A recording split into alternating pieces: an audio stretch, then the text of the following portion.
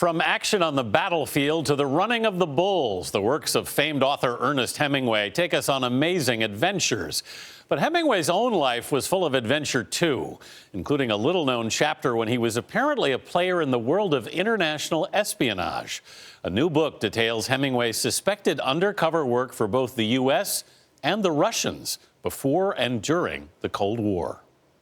I work on a new book always. In late 1940, as Ernest Hemingway's new novel, For Whom the Bell Tolls, was becoming a literary phenomenon, the American author was secretly meeting with a Soviet agent to sign up as a spy. When you found this, how did you react to it then? I was almost physically ill. Nicholas Reynolds, a Hemingway fan since he was a boy, also spent more than a decade as an officer with the Central Intelligence Agency. And so the idea of Ernest Hemingway having done anything with the Soviets, especially having been recruited by the Soviets, was really difficult for me to absorb.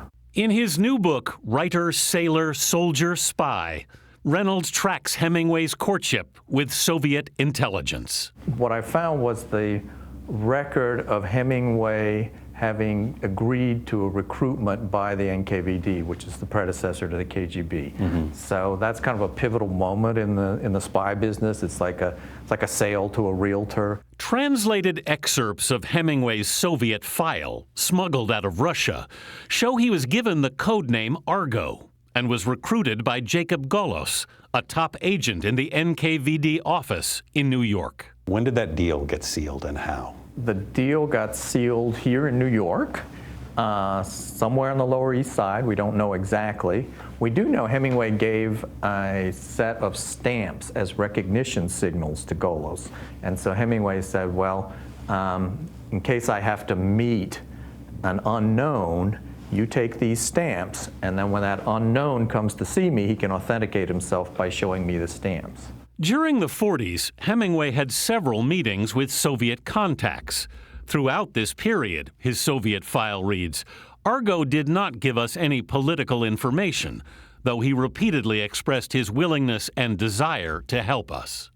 But when World War II broke out, Hemingway would also sign up with the Office of Strategic Services, the predecessor to the CIA, performing several missions. The most colorful was chasing German U-boats in the Caribbean, and he took his cabin cruiser Pilar and outfitted that with the Office of Naval Intelligence. Ernest Hemingway committed suicide in 1961. Reynolds believes his later letters reveal the writer was haunted by his Soviet connections. He says, you know, I did confidential things for the Soviets, and if that came out now, I'd be a candidate for the gallows. You think that worry was weighing on him? I'm pretty sure it was. And on the last night of his life, he looks over at the next table and he says, those two guys over there having dinner, they're from the FBI.